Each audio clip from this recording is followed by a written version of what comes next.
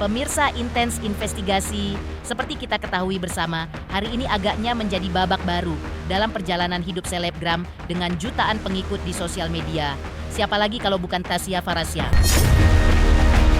Bagaimana tidak, sidang perceraiannya dengan sang suami akhirnya perdana digelar hari ini, Rabu 24 September 2025. Lantas seperti apakah sekelumit momen yang terjadi, khususnya saat Tasya Farasya akhirnya datang ke persidangan? Apakah sang suami juga turut hadir dalam momen ini?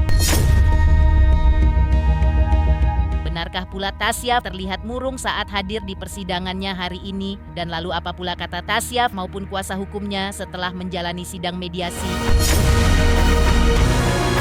Pemirsa, bersama Intens Investigasi, kami hadirkan kabar terkini, terpercaya, dan teraktual. Tetapi sebelumnya, jangan lupa untuk like, subscribe, dan juga share channel YouTube ini.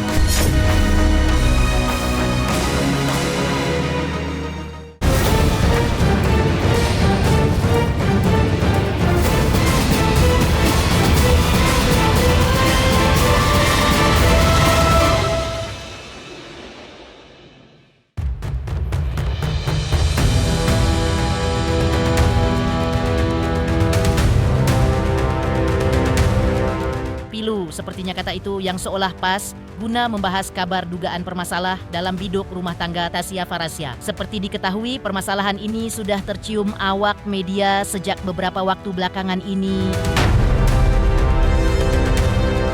Tasya melalui kuasa hukumnya, kabarnya pun sempat melayangkan gugatan ini melalui daring tertanggal 12 September 2025.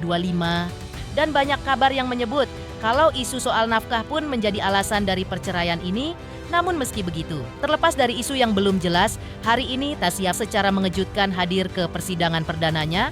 Seperti biasa, sidang dimulainya dengan agenda mediasi atau pertemuan kedua belah pihak untuk membahas solusi damai yang diupayakan oleh hakim mediator. Lantas seperti inilah momen kedatangan Tasya Farasya di Pengadilan Agama Jakarta Selatan. Apakah sang suami juga turut hadir dalam momen ini? Dan lalu, benarkah pula Tasya Farasya terlihat murung saat hadir di persidangan pagi tadi?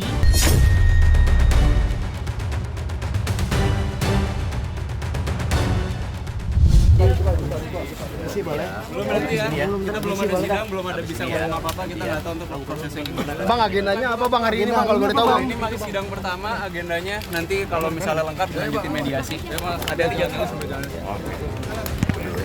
Nanti ya. Tasya hari ini sehat? Tasya sehat. Tasya gimana kabarnya hari ini? Tasya ada mau disampaikan nggak buat suaminya? Rame ya. Ya, permisi. Kiri. Tasya ada mau disampaikan nggak buat suaminya? Yuk.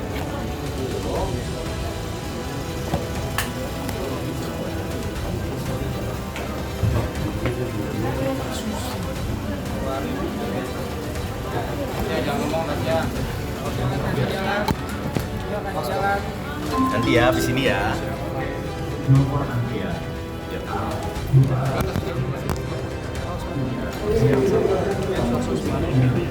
Silakan.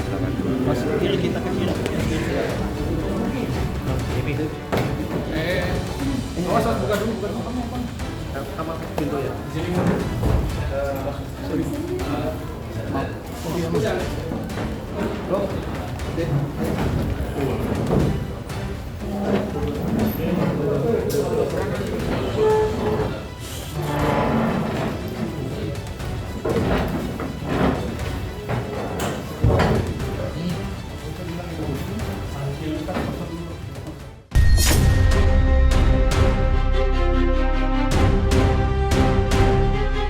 Ya, pemilik nama asli Lulu Farasa Teisa itu memang seperti diketahui, saling mengenal dengan sang suami sejak di bangku sekolah dasar. Kabarnya, Tasya pun sempat dipertemukan kembali oleh sang suami di bangku perguruan tinggi atas jasa seorang teman yang menjodohkannya, dan dari situ agaknya benih-benih cinta itu tumbuh.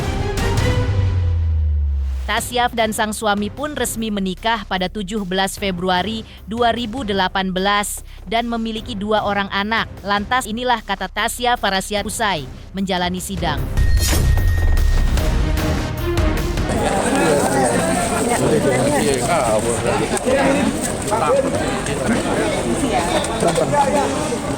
Sama kuasa hukum. Gimana? Iya. Hati-hati ya. Tolong ke Kuasa hukumnya aja Mbak, Mas. Tapi mungkin ada yang ingin disampaikan. Ada yang ingin disampaikan. Mungkin ada yang disampaikan. Kata Tasya semuanya. Kata Tasya benar aja. Serap kakak gugatannya apa aja kak? Awas ada pintu, awas. Itu sifatnya personal sih. Jadi lebih baik tanya ke kakak Hari ini sidang gugatan cerai yang kami ajukan sejak tanggal 12 September kemarin telah disidangkan. Agenda hari ini adalah sidang pertama. Sidang pertama ini prinsipnya masih tentang pemberkasan. Legal standing kami semua sudah dilengkapi, lalu dilanjutkan oleh agenda mediasi. Agenda mediasi tadi teman-teman juga lihat sempat ke ruangan situ. Di sana dihadiri juga oleh pihak tergugat. Hasil dari mediasi adalah sebetulnya kalau secara tertulis ini dibilangnya adalah sepakat sebagian. Tapi kalau kita ngomongin pokok perkara ini tetap deadlock.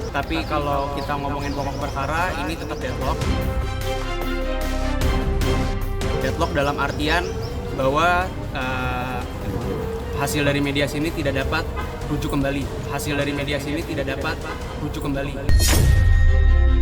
Sehingga sidang selanjutnya akan diadakan pada tanggal 8 Oktober nanti tahun 2025. Pada prinsipnya gugatan yang kami sampaikan, gugatan cerai yang disampaikan oleh klien kami, Ibu Tasya Farasya, masalah perselisihan terus-menerus hingga tidak dapat diharapkan rujuk kembali.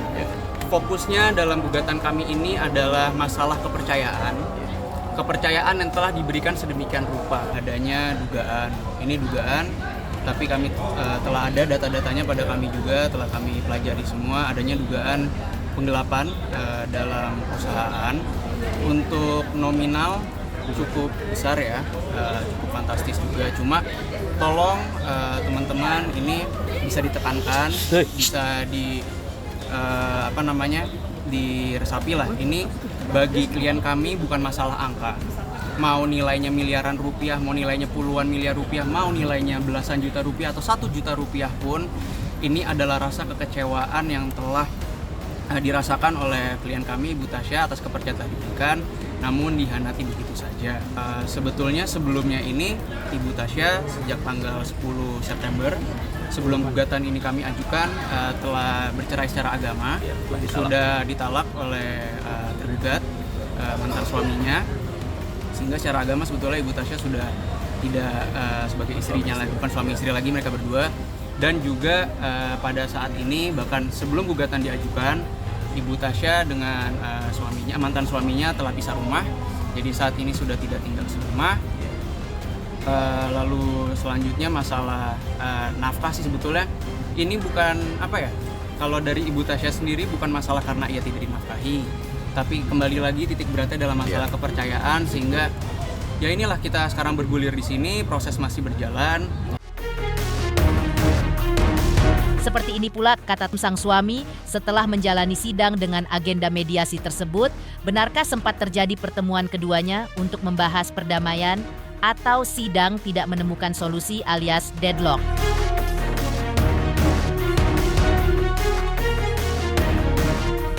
Bang, banyak di luar sana menganggap adanya penggelapan seperti apa, Bang?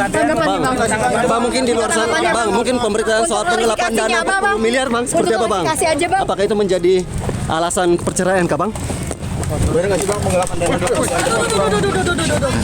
untuk meluruskan aja nih, Bang. Dan juga terkait itu yang soal rumah digadaikan itu betul Bang?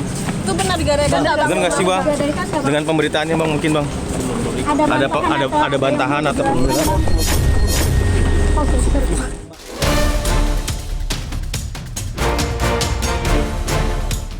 Tasya Farasya sendiri seperti dikutip tim intens investigasi dari akun media sosialnya, sempat mengunggah curhatan hatinya dalam kalimat berbahasa Inggris yang kira-kira berartikan seperti berikut ini. Rasanya seperti aku sedang menyaksikan kisah hidup orang lain. Aku tidak pernah menyangka babak ini akan menjadi milikku. Rasanya tidak nyata. Seakan aku akan bangun dan semuanya akan kembali seperti semula. Unggahan tersebut pun diunggah Tasya dengan sebuah potret yang memperlihatkan dirinya sedang tertidur menghadap kamera.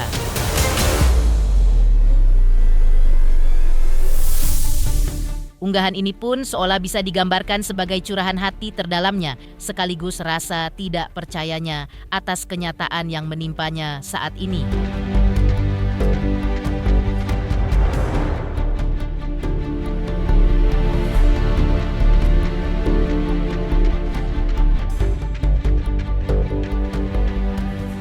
Sebelumnya sempat pula heboh beredar video yang memperlihatkan ia diduga menangis di atas kasur kamar tidurnya. Kabarnya dalam video yang direkam oleh sahabatnya ini terlihat menyeka air matanya.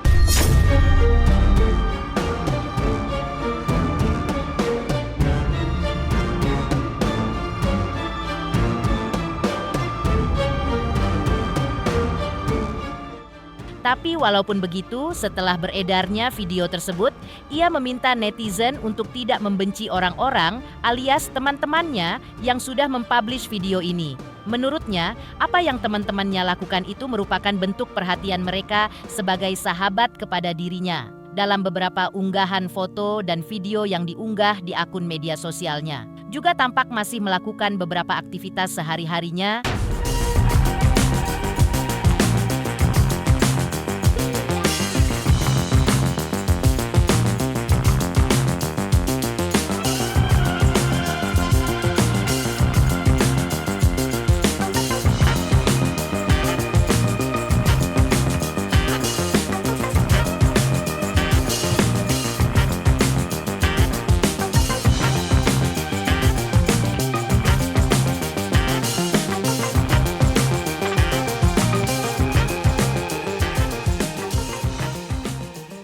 Sementara itu, mundur sedikit ke beberapa waktu sebelumnya, atau saat Tasya ditemui awak media pasca dirinya menggugat cerai suaminya. Ketika itu respon Tasya pun terbilang mengejutkan. Ketika ditanya awak media terkait alasan dirinya menggugat cerai sang suami.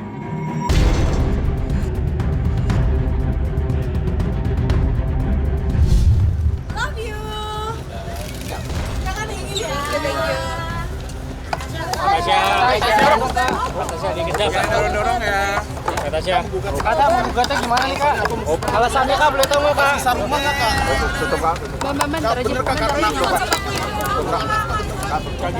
Karena apa? Deh, Mas. Oke, terima kasih.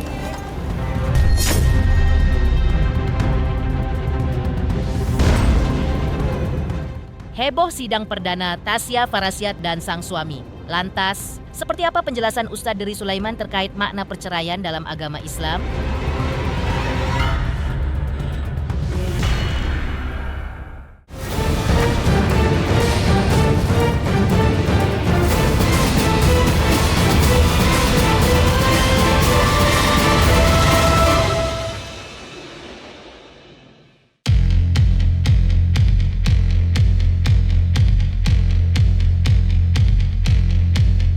Prahara perceraian Tasya Farasiat dan Ahmad Assegaf yang kini bergulir di Pengadilan Agama Jakarta Selatan, sempater mendapatkan respon dari Ustadz Dery Sulaiman, menjelaskan terkait makna percerai dalam agama Islam. Ustadz Dery juga menjelaskan soal tanggung jawab suami dalam memberikan nafkah lahir dan batin kepada istrinya.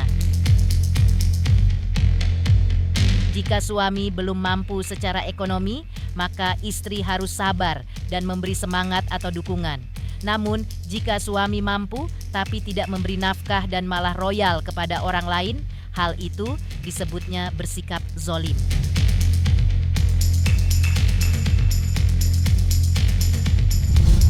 Masalah kita umum aja, kita nggak bicarakan seseorang ya. Kita bicarakan secara umum aja. Memang tanggung jawab seorang suami itu menafkahi istrinya lahir dan batin. Ya, lahir batin itu maknanya nafkah sandang, pangan, papan, hubungan suami istri itu lahir itu. Batin itu agama. Ya, orang kadang-kadang pikir lah nafkah batin itu hubungan suami istri, ya bukan.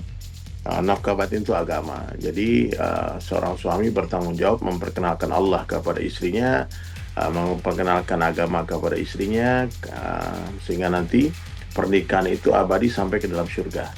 Itu maksud pernikahan itu sebetulnya, mau bahagia dunia akhirat, bukan hanya di dunia saja. Jadi nafkah itu ya semampunya. Kalau suami nggak mampu gimana? Ya istrinya harus bersabar, ya memberikan motivasi, semangat bekerja. Karena orang nggak selamanya miskin kan. Ya, jadi kadang-kadang ada orang yang Mungkin tahun pertama pernikahannya dia masih susah, lama-lama ujung-ujungnya kaya ketika istrinya sabar. Yang zalim itu ketika suaminya mampu, tapi dia tidak memberikan nafkah kepada istrinya, justru dia royal kepada orang lain. Nah, itu zalim. Ya, sekaya apapun istri itu, suami tetap wajib menafkahi dia. Nah, karena harta istri ya milik istri, bukan hanya suami.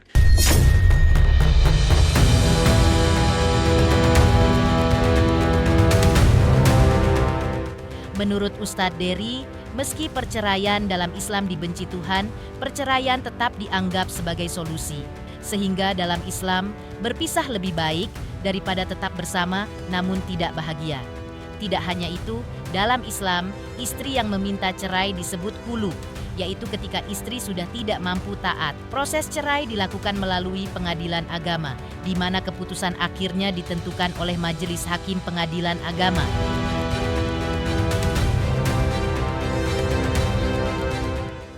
Mudah-mudahan nggak terjadi perceraian ya, karena Allah Subhanahu Wa Taala nggak suka dengan perceraian. Ya, bahwasanya perceraian itu adalah halal dalam Islam, cuman tidak disukai oleh Allah, dibenci oleh Allah.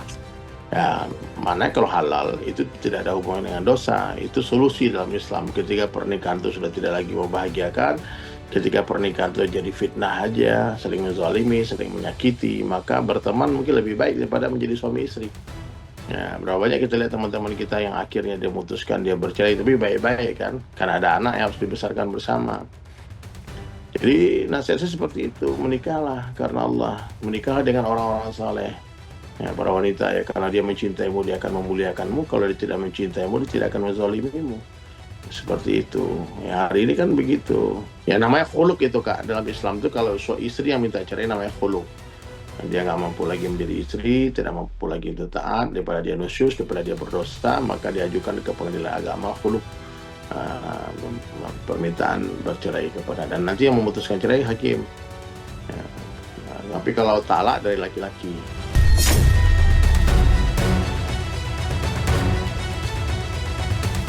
Demikian pemirsa, kabar terkini, terpercaya, dan teraktual yang kami hadirkan hari ini.